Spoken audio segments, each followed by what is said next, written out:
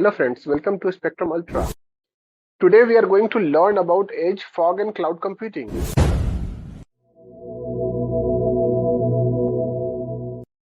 तो आज की वीडियो में हम लोग देखेंगे कि एज, फॉग और क्लाउड डिवाइसेस कौन से होते हैं, उनके क्या बेसिक डिफरेंसेस होते हैं और उनके क्या एप्लीकेशंस होते हैं। तो आइए अब एज, फॉग और क्लाउड को जरा डिटेल में समझने की कोशिश करते हैं।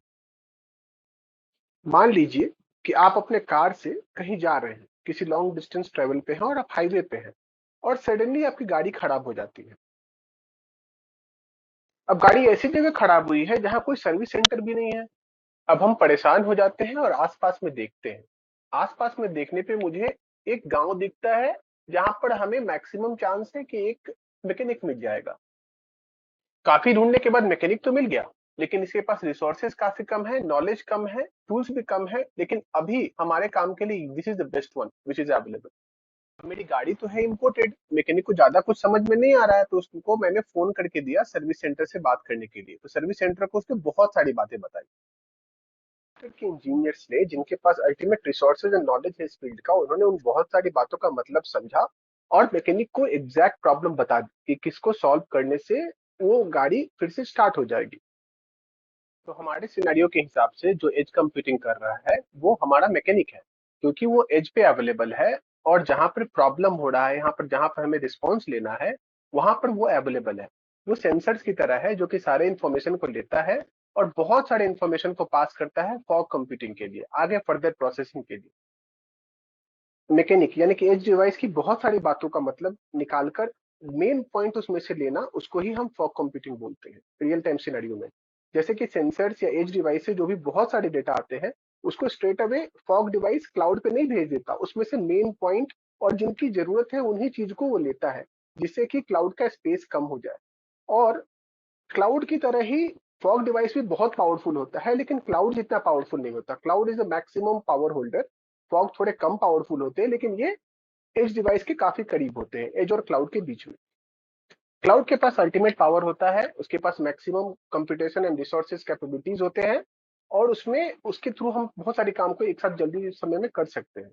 लेकिन उसके साथ सबसे बड़ा प्रॉब्लम होता है कि वो डिवाइसेस से काफी दूर होता है। आई मीन टू से सेंसर्स जहां पर डेटा जनरेट होता है उसके सबसे नजदीक एज डिवाइस होते हैं, क्लाउड काफी दूर होता है। तो इस दूरी को कम करने के लिए हम लोग फॉग का यूज करते हैं। मान लीजिए आपके पास कोई सेल्फ ड्राइविंग कार है, तो अगर उस गाड़ी के सामने कोई भी ऑब्स्टेकल आता है तो उसको एक निश्चित दूरी पर रुक जाना चाहिए। अगर वो नहीं रुक रहा है देन इट इज रॉन्ग। अगर कोई भी ऑब्स्टेकल आता है और वो कार सही समय पर रुक जाती है तो that is the correct thing. तो उस समय हमारा एज कंप्यूटिंग काम आता है और हमारे एज डिवाइस एक्टिवेट होते हैं जो कि सेंसर्स हैं और माइक्रो कंट्रोलर्स हैं जो कि इमीडिएट रिस्पॉन्स करते हैं। कोई भी ऐसा डिवाइस जिसमें सेंसर्स लगे हैं और वो लोकली डेटा को पहले प्रोसेस करता है बिना क्लाउड को भेजे हुए, और रियल टाइम में पहले एक्शन ले सकता है, जिसमें प्रोसेसिंग कैपेबिलिटी है, जैसे कि स्मार्ट वॉच, हमारा मोबाइल फोन्स और हमारे सेल्फ ड्राइविंग या फिर सेल्फ पार्किंग कार्स। तो इन सब में लोकल प्रोसेसिंग पहले होते हैं, उनको एज डिवाइस बोलते हैं। फॉग डिवाइसेस एज डिवाइसेस से थोड़े ज्यादा पावरफुल होते हैं लेकिन क्लाउड से थोड़े कम। ये क्या करते हैं, मेनली एज डिवाइस से जो भी डेटा आता है उसको सेग्रीगेट करते हैं और स्ट्रेट अवे क्लाउड को नहीं दे देते। वो पहले सेग्रीगेट करके इंपॉर्टेंट डेटा को ही प्रोसेस करते हैं क्लाउड पे फर्दर प्रोसेसिंग के लिए। और इनके स्केलेबिलिटी बहुत हाई होती है एज डिवाइसेस की तुलना में। ये ज्यादा डिवाइसेस एक साथ जुड़ सकते हैं और प्रोसेस कर सकते हैं। क्लाउड डिवाइसेस जो सर्विसेज प्रोवाइड करते हैं उसके मेनली तीन पार्ट होते हैं, पब्लिक, प्राइवेट और hybrid.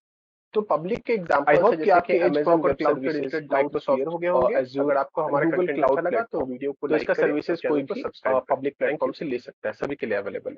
Then second is private, जिससे कोई कंपनी अपना खुद का सर्वर मेंटेन करती है, उसको प्राइवेट बोलते हैं, प्राइवेट सर्वर मेंटेन करती है।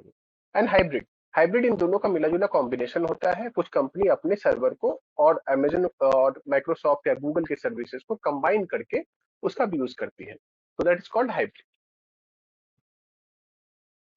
आई होप कि आपके एज, फॉग और क्लाउड के रिलेटेड डाउट्स क्लियर हो गए होंगे। अगर आपको हमारा कंटेंट अच्छा लगा तो वीडियो को लाइक करें और चैनल को सब्सक्राइब करें। Thank you.